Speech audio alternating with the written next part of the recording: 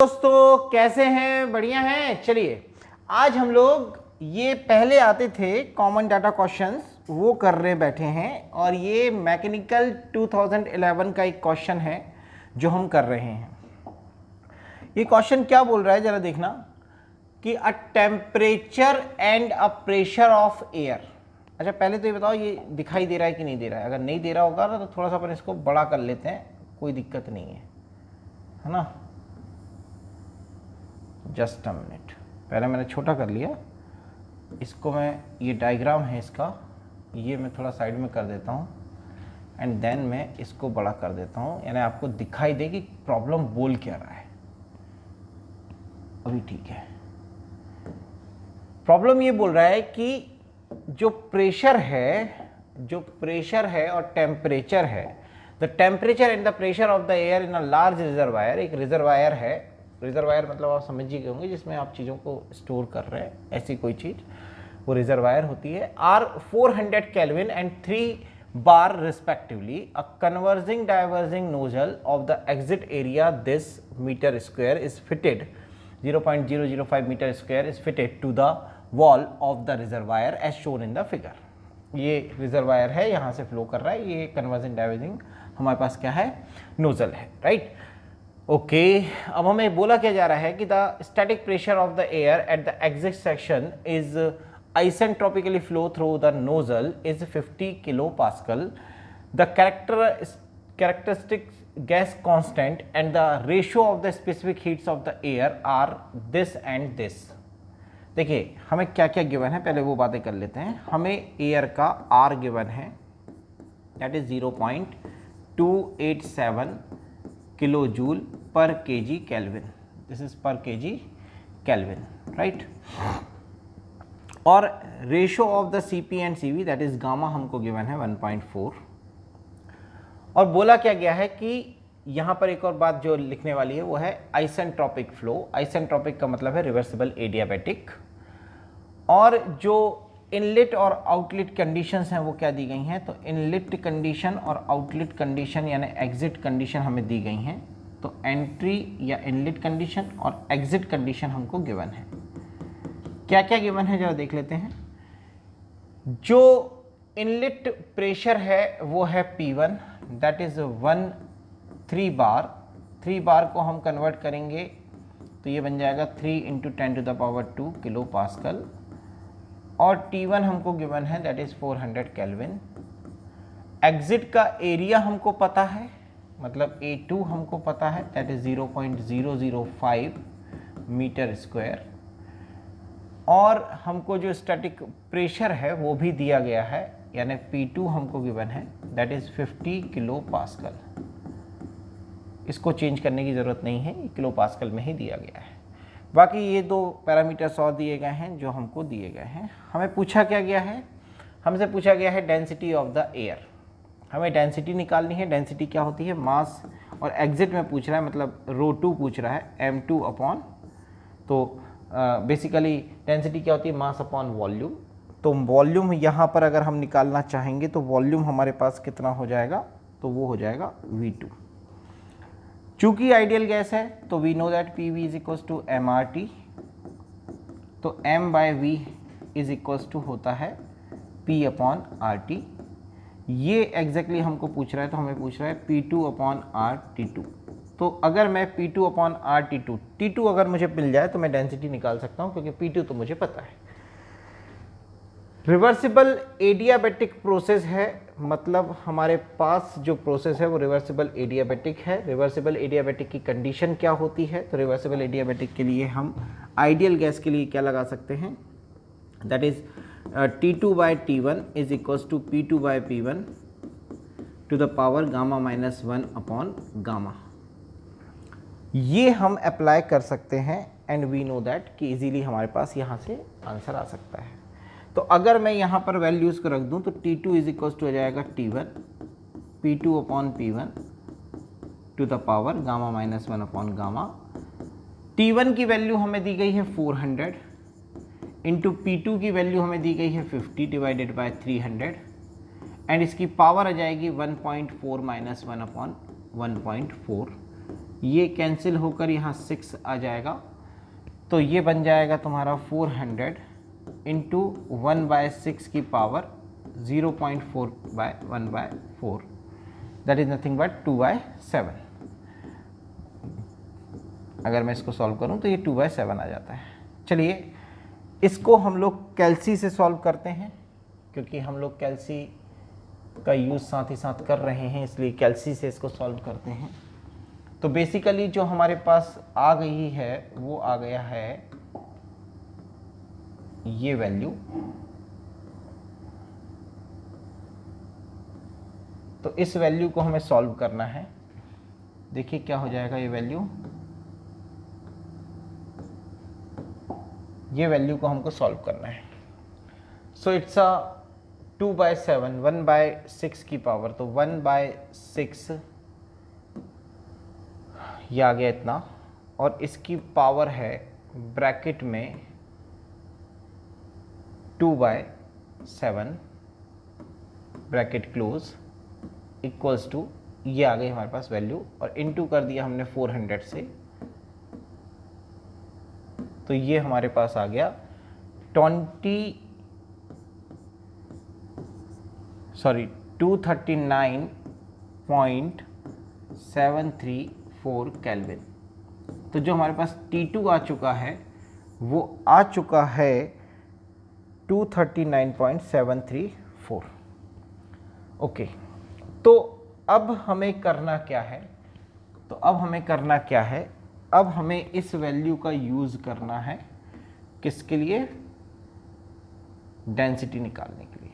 तो डेंसिटी का फार्मूला हमने देखा कितना होता है बेटा, ρ2 is equals to m2 upon v2, that is nothing but p upon RT, मतलब 2 हमने लगा दिया। प्रेशर एट 2, तो एग्जिट पर प्रेशर 50 है, किलो पास्कल में है, तो हमने उसको 10⁻³ लगाकर काय में कन्वर्ट कर लिया, पास्कल में। और R की वैल्यू हमको गिवन है, R की वैल्यू हमको दी गई है, इट्स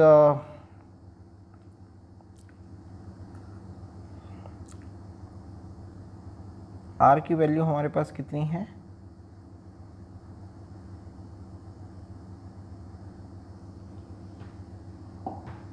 मुझे देखनी ही पड़ेगी।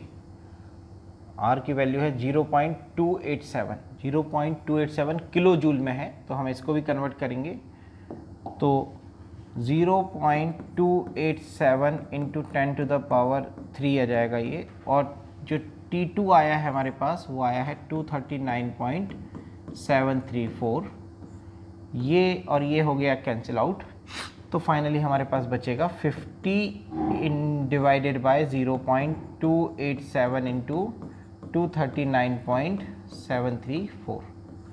इसको हम फिर से कैल्सी से सॉल्व करेंगे, तो जब हम कैल्सी से इसको सॉल्व करेंगे तो I got this value man, कितनी आ गई हमारे पास, ये है। चलिए देखिए इधर पे हमने कैंसिल कर दिया, और सिंपली सबसे पहले हमने ब्रैकेट में वैल्यू निकालना चालू करी, एंड इट्स जी ब्रैकेट में क्यों लगा रहे हैं हम, तो सीधे 287 इंटू कर देंगे 239.734, that is equals to this, और इसको मैंने मेमोरी में ले लिया, और 50 डिवाइडेड बाय मैंने मेमोरी रीयूज़ कर ली, and that is equals to आ गया मेरे पास 0.7267। तो finally I got 0.7267 kg/m³। So now अब हमारे पास डेंसिटी आ चुकी है, तो हमारा पहला प्रॉब्लम इसमें सॉल्व हो गया है।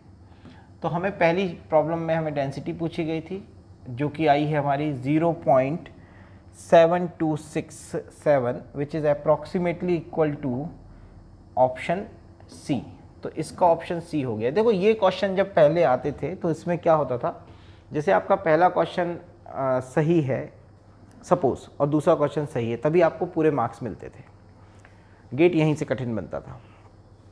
अगर आपका पहला क्वेश्चन सही है, दूसरा क्वेश्चन गलत है, तो आपको उसमें कोई नेगेटिव मार्किंग नहीं थी, पर आपको मार्क्स भी नहीं मिलते थे, है ना। और अगर आपका पहला क्वेश्चन गलत है, दूसरा क्वेश्चन सही है, तो आपका यहाँ पर नेगेटिव मार्किंग होता है। तो ऐसे बहुत सारे उसमें उन्होंने क्लॉजेस थे, तो जिसके कारण गेट कठिन बन जाता था। ये आखिरी के 8 क्वेश्चन 4 क्वेश्चन जो बोलते थे अपन लोग, ये बहुत कठिन बना देते थे गेट को, राइट। चलिए अभी तो ऐसा कुछ नहीं है, अब भूल जाइए आप। 10-12 साल हो गए हैं जब से ये क्वेश्चन आना बंद हो गए, 8 साल 10 साल हो गए हैं, है ना। अगली चीज़ इसमें क्या पूछी जा रही है boss, the next thing is what, कि the mass flow rate of the air through the nozzle in kg per second. हमें मास फ्लो रेट निकालना है इन द नोजल। देखो इन द नोजल को बोला उसने क्योंकि वी नो दैट कि there is no accumulation of mass. Steady flow condition को अगर हम फॉलो करते हैं तो there is no accumulation of mass. तो जितना मास आया, मतलब मास फ्लो रेट जो एंट्री का है वही एग्जिट का होगा, और एग्जिट का कितना हो जाएगा, तो we know that rho A V, ये हमने फ्लूइड मैकेनिक्स में पढ़ा हुआ है, रो ए वी, तो वही हम यहाँ लगा रहे हैं। तो ये बन जाएगा रो टू ए टू, और v मतलब वेलोसिटी होती थी जो हम यहाँ पर मानते हैं c2। तो हमारे पास ये है, हमारे पास ये है, ये हमने निकाला है ये, इसीलिए इसको कॉमन डाटा क्वेश्चन बोलते थे कि जो पहले आ गया उसको हमें यूज़ करना है।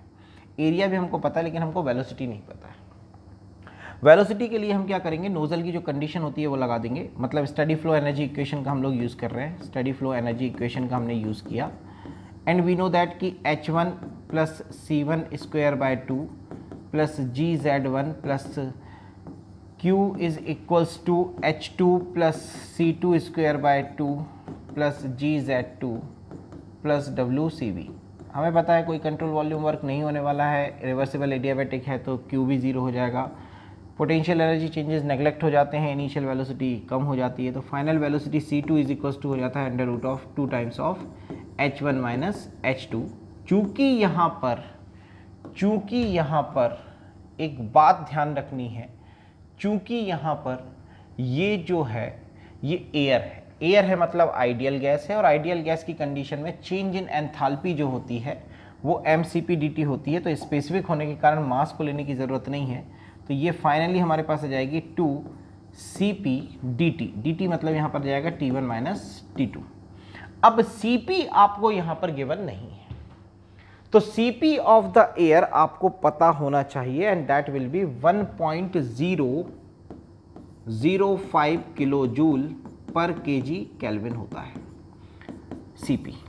लेकिन हम किलो जूल में लेंगे तो 1005 ले लेंगे जूल पर केजी केल्विन। हमने Cp की ये जो वैल्यू है इसको यूज़ करना है 1005। तो फॉर द एयर ये हमें याद रहना चाहिए, and that is nothing but the under root of 2 1005, और T1 चूँकि इनिशियल टेम्परेचर T1 था और फाइनल टेम्परेचर T2 था, इनिशियल 400 था और फाइनल टेम्परेचर हो गया था 239.734। इसको हम सॉल्व करेंगे, तो हमारे पास C2 की वैल्यू आएगी, और उस C2 की वैल्यू से फिर हम M2 निकालेंगे। तो M2 हमारे पास यहाँ पर जाएगा dot, that is rho two हमारे पास कितना आया था 0.7, जो हमारे पास फाइनल आंसर आया था वो आया था 0.73 आया था। आई होप देख लेते हैं एक बार हम, 0.727, तो 0.727 ही आप रखना तो बहुत परफेक्ट आंसर आएगा। फिर हमारे पास ये वैल्यू किसकी आई थी, रो 2 की आई थी। एरिया जो हमें दिया गया है वो दिया गया है 0.005 मीटर स्क्वायर, और C2 की वैल्यू हम यहाँ से निकालेंगे। तो ये काम हम जरा पहले कैलकुलेटर से कर लेते हैं, यानी हमारा जल्दी हो जाएगा सॉल्यूशन, इसीलिए मैंने ऐसा करके रखा था, है ना। यहाँ देखना अब क्या करने वाले हैं हम लोग।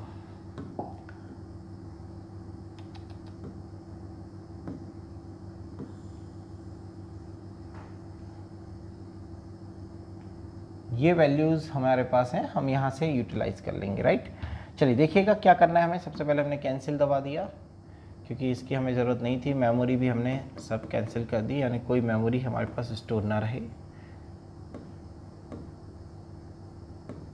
ठीक है। अब देखिए इसमें क्या बोला गया है। तो सबसे पहले 400 में से माइनस कर दो बॉस किसको, 239.734 को, तो हमारे पास ये आ गया। इनटू करो इसमें 1005 का और 2 का, तो फाइनली हमारे पास आ गई ये वैल्यू। इसको डाल दो मेमोरी प्लस में और इसका निकाल लो अंडर रूट। अंडर रूट कहाँ गया भाई, अंडर रूट कहाँ है, ये रूट y है शायद। अंडर रूट कहीं दिख रहा है, ये मुझे रूट y दिख रहा है या अंडर रूट है, ये समझ में नहीं आ रहा है। आई होप अंडर रूट ही होना चाहिए।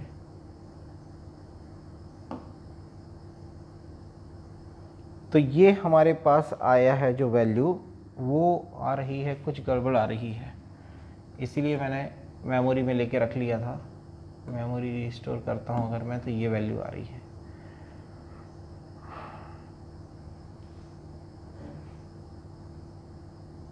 ये दिया होगा अंडर रूट, तो this is the under root. मैं वही कहूँ, मुझे दिख क्यों नहीं रहा है। ओके, तो ये आ गया हमारे पास 567। कितना आ गया बॉस, C2 बराबर कितना आ गया, 567.5690 मीटर पर सेकेंड, है ना, मीटर पर सेकेंड। अब ये वैल्यू हमने यहाँ पर इंटू कर दी इसमें 567.569।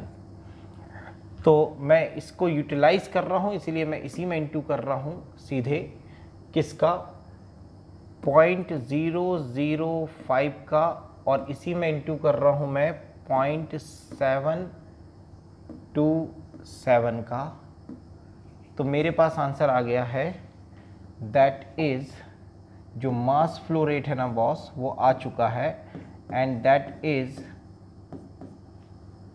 2.061 kg पर सेकेंड। यस, तो हमारे पास जो आंसर आ गया है वो आ गया है 2.06। तो क्या ये ऑप्शन बी है, ऑप्शन डी है? Yes, this is the option D. ये मिल गया हमें 2.06। तो जो इसका पहला क्वेश्चन है, उसका ऑप्शन सी सही है, और जो इसका दूसरा क्वेश्चन है उसका ऑप्शन डी सही है।